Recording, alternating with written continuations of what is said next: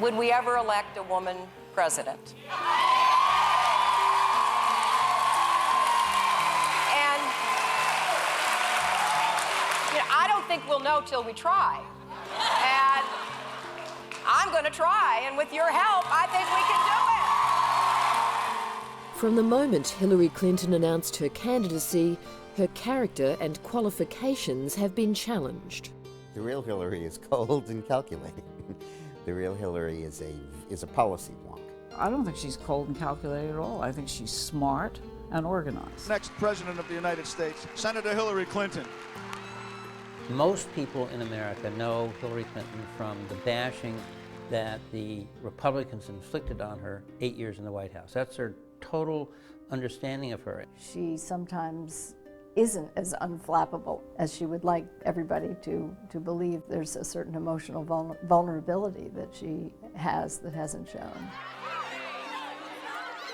The single biggest challenge that Hillary has is that if people knew what she was really like as a person and what she really believes in as a politician, they'd never vote for her. They'd find her cold and aloof and calculating and all that as a person, and they'd find her hopelessly to the left as a politician, and the American people would reject that. It could hardly have happened at a worse time.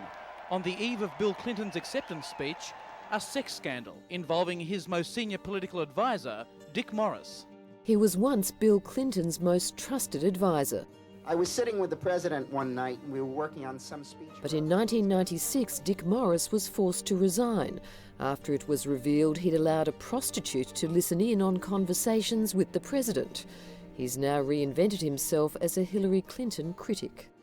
I believe Hillary would be a very liberal president, and I think she would take the United States in directions that would be very harmful to us. You went from being part of the Clintons' inner circle to, I guess, being on the outer. Has that jaundiced your views?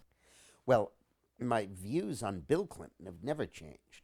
I think he was a very good president, and I still feel that, particularly from the neck up. The very qualities that made Hillary a joy to work for as a campaign manager make her a little bit scary as a president.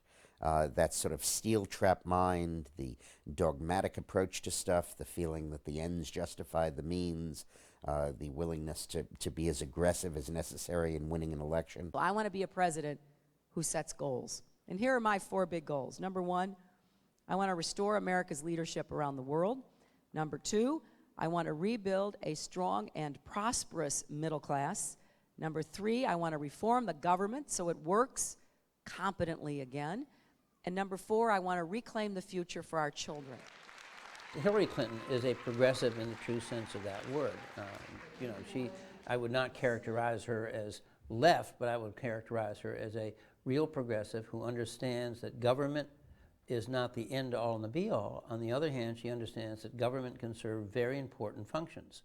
Harold Ickes is still in the Clinton inner circle. The veteran strategist helped Hillary Clinton run for the Senate in 2000 and is back on board for this campaign. There's some very big, profound issues.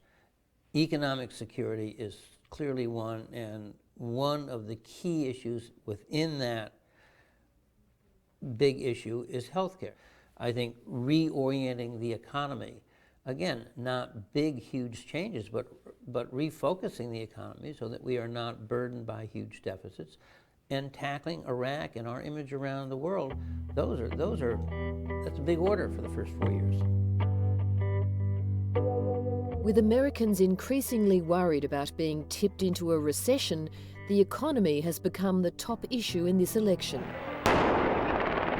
But there is still enormous concern amongst voters about the war in Iraq. I have said repeatedly that I will begin to bring our troops home as soon as I am president, because it is abundantly clear that President Bush does not intend to end the war while he is still president. Hillary Clinton voted for the war back in 2002.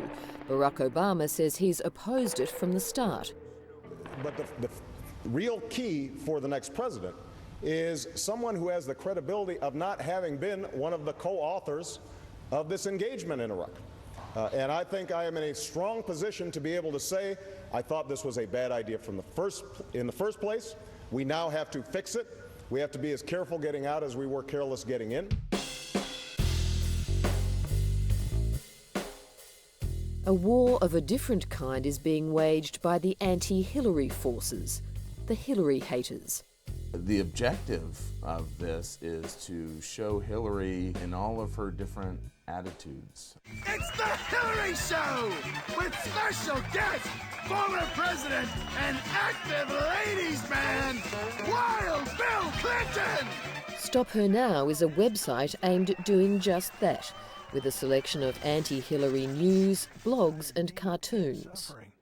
I've given motivational speeches all over the world. Let's not mention the $125,000 we receive for each of those. Tonight's guest is my two-timing but necessary husband, my man Bill. Texan millionaire Richard Collins is the founder of Stop Her Now. Does he say anything? Whoa. He believes Hillary Clinton as president would be a disaster for America. Why go to all this trouble? Well, I've been active in political affairs most of my life, and I think that my contribution for this particular election cycle was to try to define the real Hillary Clinton.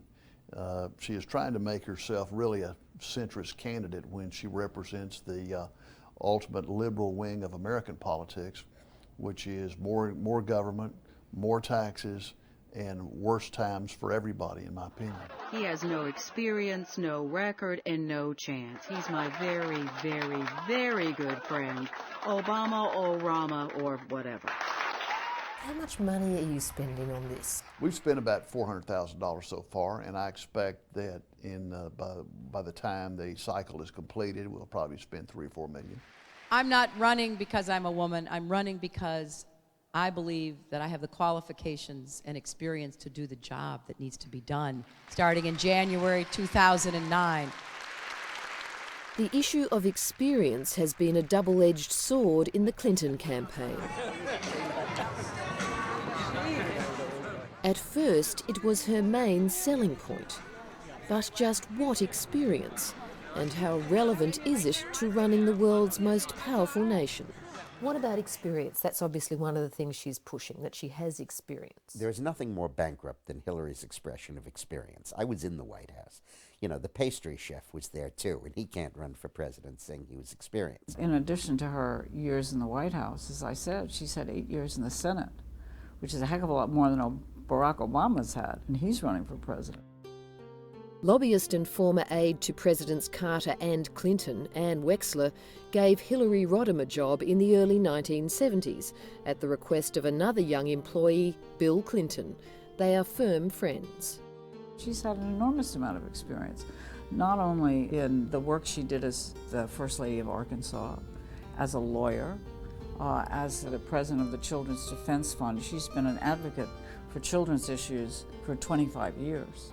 She served on the Armed Services Committee as a senator, and she's had a lot of foreign policy exposure. So I think she's had a lot of experience, in many ways more than a lot of the other candidates. Do you think that when she was in the White House she had a lot to do with policy? Oh, just on some policy, not on all policy. But you know, I think the conversations between presidents and first ladies, especially with this president and this first lady, both of whom are really smart, is pretty sophisticated. Her main role was that of a behind-the-scenes consultant, the hidden hand. And in that capacity, she did have a role in talking to her husband, advising her husband, sometimes even insisting on things. Sally Bedell-Smith interviewed dozens of Washington insiders for her book on the Clintons. She knows the mechanics of the White House, how things function, where everything is. But in terms of actual executive experience or leadership experience, obviously the only area in which she had a chance to show that was in her leading the healthcare reform effort, which did not end well and didn't show great leadership skills.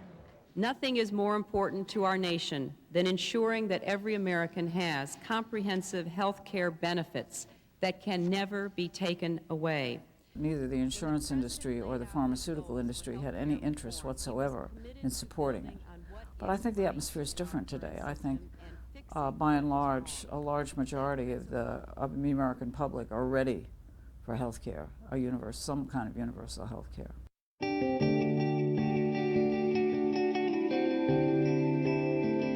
We followed Hillary Clinton as she travelled across the snowy farmlands of Iowa and on to New Hampshire, campaigning in school gyms and town halls. These are tightly controlled affairs, with few opportunities for the pesky media to get up close and personal. A vigilant security detail is ever present, standard procedure for a former First Lady.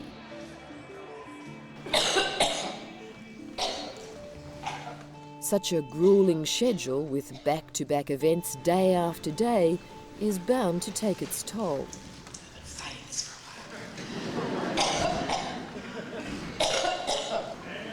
I will. That's one thing you know about me, I hang in there.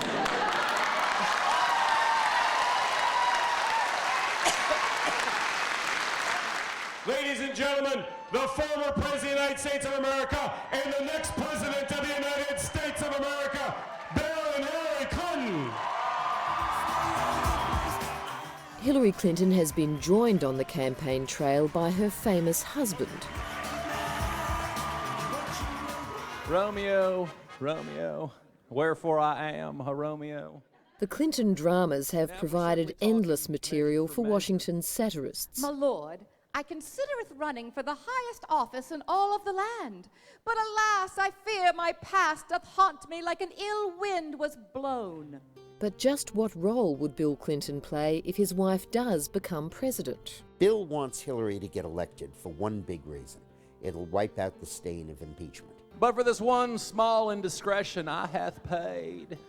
If only I had said, out damn spot. He will no longer be the second president to be impeached, but the first president, in effect, to have his wife elected for a third term for him. But it's not really going to be a third term for him. He'll go around the globe and be an ambassador and preside at charities, and I think he'll be queen. A king. But the idea of a rerun of the buy one, get one free deal raises serious concerns for Sally Bedell Smith. We would be facing not just a President Hillary Clinton and a first spouse, but we would have two presidents, but also by virtue of his quite outsized, dominating personality, he could be a real intimidating force in the White House. So there are some inherent dangers in it. I think the biggest problem is the dynasty issue. And I think that will come up again and again. Too many years of Bushes and Clintons. Wait, no, Hillary, you just spoke. I did not say anything about Ronald Reagan. You said two things. You talked about admiring Ronald. The Democratic alternative to that scenario is Barack Obama. During January, the duel between the cashed-up frontrunners became increasingly intense and personal. Because while I was working on those streets, watching those folks see their jobs shipped overseas, you were a corporate lawyer sitting on the board of Walmart. I was fighting these fights. And I was fighting against those ideas when you were practicing law and representing your contributor, Resco, in his slum landlord business in inner city Chicago.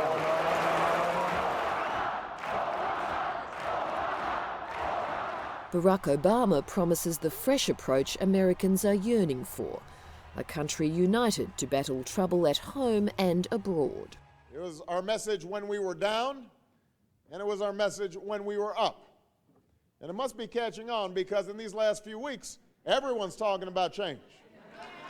I'm Joe Flaherty. Nice to see you, Joe. I appreciate it. I'm from Chicago. Hey, where are you from in Chicago? With Barack Obama now a serious contender for the Democratic nomination, voters saw an unexpected display from Hillary Clinton. This is very personal for me. It's not just political, it's not just public. I see what's happening, and we have to reverse it. And some people think elections are a game. They think it's like who's up or who's down. It's about our country. It's a challenge to be the first woman president. And the question is, is she able to do it? Is she competent? Does she have the fortitude to do it? Just generally, can a woman do this? I think the debates, in the past 9 or so debates, have really shown that Hillary can be commander-in-chief. I think there's nobody now who has watched her perform in the debates who have questions about whether she can be commander-in-chief.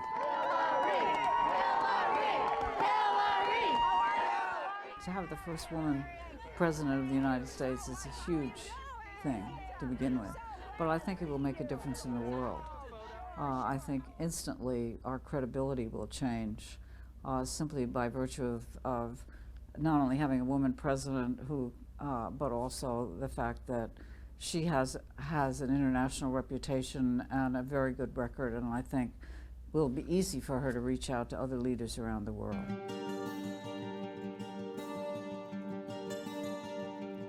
So will the baby boomer former First Lady triumph over the charismatic voice of a new generation? While it won't be official until the convention in August, Democrats could well be pinning their hopes for a return to the White House on a Clinton who would follow a Bush, who followed a Clinton, who followed a Bush.